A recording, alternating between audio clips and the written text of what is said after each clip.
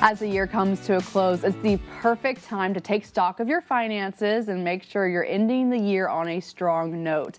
There are some common financial mistakes many people make at the end of the year that can hurt your wallet. So, for today's Wealth Talk, Garrison from Asset Protection Wealth Management joins us to highlight the top 5 year-end financial mistakes to avoid. Gary, thank you so much for joining me today. Well, thank you for having me. It's good to be here. Yes, I am looking forward to hearing these top five mistakes people should avoid, because I'm sure we probably have all we've all done them. Done it. Yes. So let's start with number 1, saying not taking advantage of tax advantage accounts. What do you mean by this? Yes. So if you're fortunate enough to have a 401k or even an IRA, you want to maximize those as best as possible before the end of the year. For example, if you have a 401k and you haven't maximized your contribution or put the maximum amount, towards the end of the year is a really good time to make sure that you do, because it reduces your taxable income, and then all the dollars that you're putting in there are tax deferred. And so something to keep in mind with 401ks, the maximum contribution for 2024 is $23,500.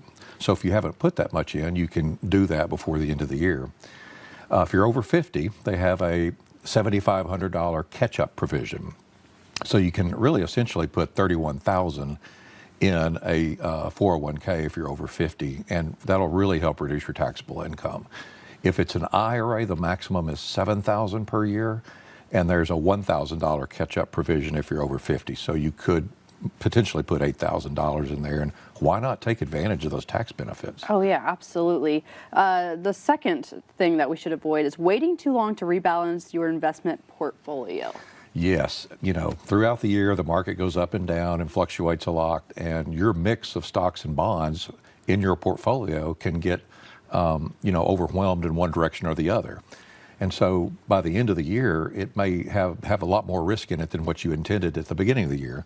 So the end of the year is a really good time to take a hard look at that and make sure that your risk tolerance is being met, that you don't have too much in risk or more risk than you thought you had. So the end of the year is a perfect time to do that and make those adjustments. And really, most of the accounts, it's fairly easy to do that online.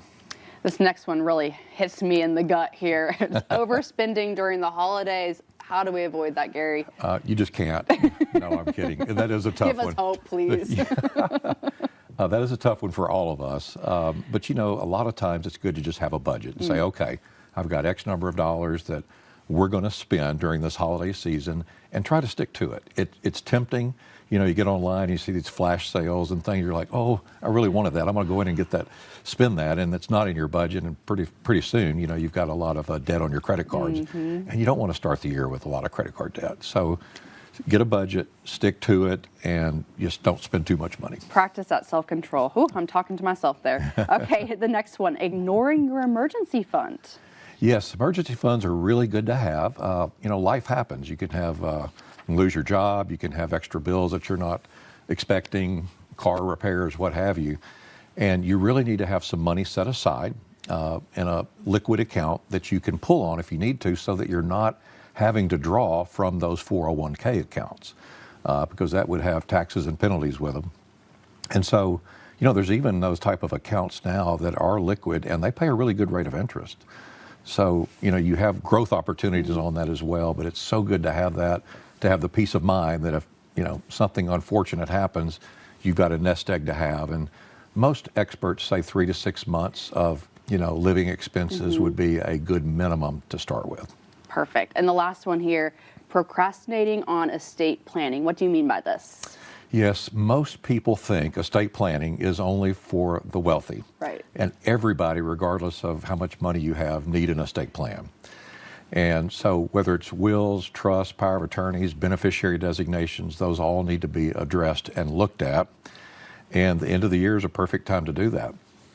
I know, sometimes people, they'll have a trust, set up a trust and feel really good about it, and then have their beneficiary designations on maybe life insurance or things that are contractual, that have beneficiary designations. And they'll go in and update and change their trust, and they've got it all up to date, but they forgot to go back and change their beneficiary designations. Well, beneficiary designations trump a will or a trust. So If you had, an ex-wife on your beneficiary designations, for example, and you changed it in the trust but didn't change it on your beneficiaries, that money's going to your ex-wife. So you just want to be careful and make sure that everything is like you want it so that your wishes are carried out. Well, as always, if somebody wants to reach out to you, just get more information, what's the best way to do that? Give us a call or text us, 501-225-9045. You can hit the QR link there on the code or go to our website, landing page, your401krollovers.com. We'd love to see them. Perfect, Gary. Thank you so much for your time. You're really welcome. Thank you for having me. All right, we'll have more Good Morning Arkansas after this.